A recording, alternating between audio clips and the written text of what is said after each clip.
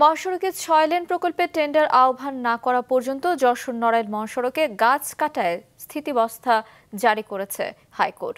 সে আদেশ অমান্য করে রাতের আধারে গাছ কাটছে ঠিকাদাররা। আর জেলা পরিষদ বলছে হাইকোর্টের আদেশ তারা পাননি। যশোর প্রতিনিধির পাঠানো তথ্য এবং ছবিতে ডেস্ক রিপোর্ট।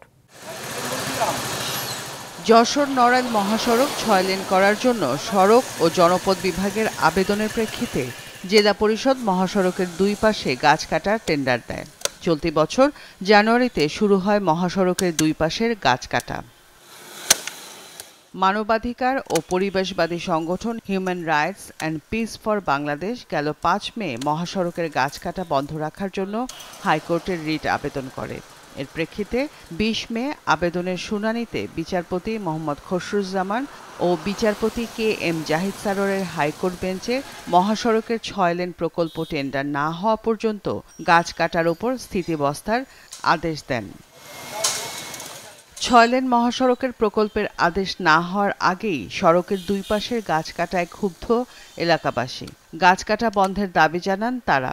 কোর্টের আদেশ অমান্য করে এরা রাতের আধারে গাছ কাটিয়ে নিয়ে যাচ্ছে, ঠিক আছে, কেউ দেখার মতন কেউ নাই, ঠিক আছে। আমি চাই এই গাছগুলো থাকুক, যদি রাস্তা করারই লাগে এক সাইড করুক। গাছ ছিল, ছায়া ছিল, খুব ভালো লাগতো। এখন তো সেই জায়গায় দাঁড়ানোই কষ্ট। এ পর্যন্ত কয়টা গাছ কাটিছে ওটা তো আনুমানিক বলতে পারবো না, দেখা যাচ্ছে কি যে নাম্বার প্লেট দেখলে বলা যাবে। ওয়ালটন ফ্রিজ কিনে অনেকের মতো আপনিও হয়ে যেতে পারেন মিলেনিয়াল সেরা পণ্যের সেরা অফার। ঠিকাদার শামীম আক্তার জানান আদেশের কোনো চিঠি তিনি পাননি। একই কথা জানান জেলা পরিষদের চেয়ারম্যান সাইফুজ্জামান পিকুল। হাইকোর্টের আদেশ না পাওয়া পর্যন্ত কোনো ব্যবস্থা নিতে পারছেন না বলে জানান তিনি। মহামান্য হাইকোর্ট কি আদেশ দিয়েছে আসলে এগুলো আপনাদের মুখ থেকে যেমন শুনছি, সাধারণ জনগণের অনেকের মুখে শুনছি, কিন্তু আসলে এ ধরনের অফিসিয়াল কোনো আদেশ আমরা পাই না।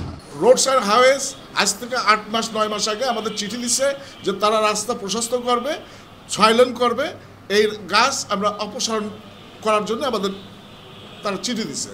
এই গাছ তো এখন আমার বন্ধ করার কিছু নাই।